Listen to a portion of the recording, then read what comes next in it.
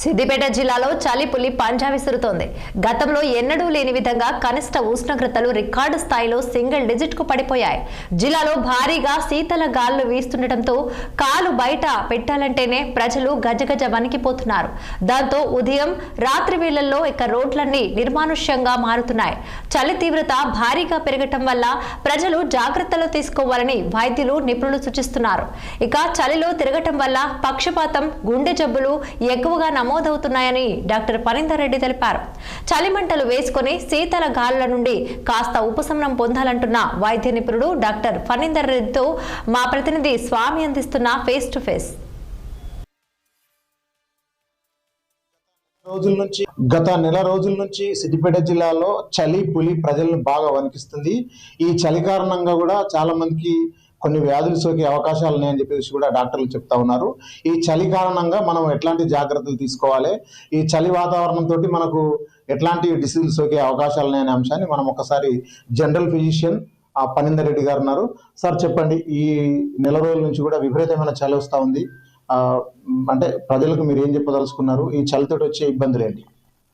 జనరల్గా ఈ చలికాలంలో బాగా ఇబ్బంది పడే వాళ్ళంటే ఈ ముసలి వాళ్ళు, ఈ ఊపిరితిత్తుల ప్రాబ్లం ఉన్న వాళ్ళు, వాళ్ళకి శ్వాసకోశ సంబంధించిన ఇబ్బందులు అంటే ఈ సిఓపిడి అని అంటారు, లేకపోతే ఆస్తమా పేషెంట్లు కానీ, లేకపోతే అలర్జిక్ బ్రాంకైటిస్, లేకపోతే ఈ స్మోకర్స్ కూడా ఈ కాలంలో దగ్గు బాగా రావడం జరుగుతుంది. ఎందుకు అంటే ఆ చలి వాతావరణంలో వాళ్ళు ఆ అలర్జన్స్ పీల్చుకున్నప్పుడు ఆల్రెడీ ఊపిరితిత్తుల ప్రాబ్లం ఉన్న వాళ్ళకి ఇబ్బంది ఎక్కువ అవుతూ ఉంటుంది. సో వాళ్ళు తీసుకోవాల్సిన జాగ్రత్తలు ఏంటి అంటే చలి ఉన్నప్పుడు బయటికి రాకూడదు. ఎండ మధ్యలో ఉన్నప్పుడు మధ్య జనరల్గా ఏమంటే మధ్యాహ్నం పూట కొంతవరకు ఏదైనా పనులు ఉంటే చూసుకోవాలి. ఈవినింగ్ మాత్రం అసలు బయటికి రాకూడదు. చల్ల నీళ్ళల్లో స్నానం చేయడము, కూల్ డ్రింక్స్ తాగడము, చల్లగాలికి ఎక్కువ ఎక్స్పోజ్ అవ్వడం వల్ల ఈ ఊపిరితిత్తులకు సంబంధించిన ప్రాబ్లమ్స్ ఇవన్నీ స్టార్ట్ అవుతాయి. చిన్నపిల్లలు అయితే మెయిన్గా ఈ నిమోనియాలు, ఈ కామన్ కోల్డ్ అయితే ఇంకా చాలా కామన్గా వస్తుంటుంది. అందుకే దాన్ని కామన్ కోల్డ్ అని పెట్టారు.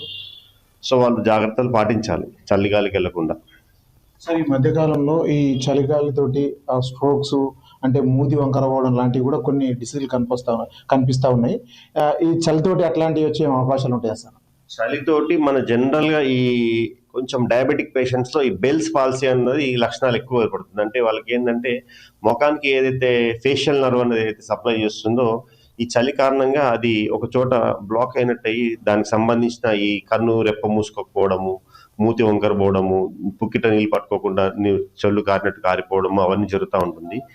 దీనికి జనరల్గా డయాబెటిక్స్కే 40 years వాళ్ళకు కూడా ఈ మధ్య బాగానే ఎఫెక్ట్ అవుతుంది.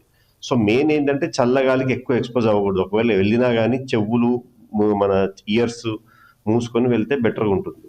ఎందుకంటే ఇయర్ ఇన్ఫెక్షన్ వల్ల కూడా బెల్స్ పాలసీ ఎక్కువ వస్తూ ఉంటుంది. మెయిన్గా ఈ వైరల్ వల్ల కూడా అటాక్ అవుతూ ఉంటుంది. సో వాళ్ళు మెయిన్గా ఈ జాగ్రత్తలు పాటించాలి. డయాబెటిక్స్ కానీ, లేకపోతే ఎక్కువ చల్లగాలికి తిరిగే వాళ్ళు, జనరల్గా ఈ పాలు పోసే వాళ్ళు కానీ, ఎర్లీ మార్నింగ్ తిరిగే వాళ్ళు ఉంటారు, వాళ్ళు ఖచ్చితంగా ఇయర్, నోస్ ఇవన్నీ మూసుకొని వెళ్తే బెటర్గా ఉంటుంది. ఎవరైనా సరే ఉదయం వేళల్లో, సాయంత్రం వేళల్లో ఈ చలిగాలి డిసీజుల బారిన పడే అవకాశాలు ఉంటాయి. కాబట్టి చాలా జాగ్రత్తలతోటి మనం చెప్పుకోవాల్సిన అంశాలు కూడా ఏంటంటే ఈ చలికాలంలో ఏదైతే 8 నుంచి సాయంత్రం మళ్ళీ 5 వరకు ఈ ఎండపూటన తిరిగే పనులు పెట్టుకోవాలి. లేదంటే ఈ చలిగాలితోటి కూడా కొన్ని ఊపిరితిత్తుల వ్యాధులు లేదా నిమోనియా లాంటివి వచ్చే అవకాశాలు ఉన్నాయి. ప్రజలు జాగ్రత్తగా ఉండాలని చెప్పేసి డాక్టర్ గారు చెప్తా ఉన్నారు. ఇది సిద్దిపేట జిల్లా నుంచి తాజా పరిస్థితి. కెమెరా పర్సన్ రమేష్తో స్వామి, 6 TV సిద్దిపేట. గత నెల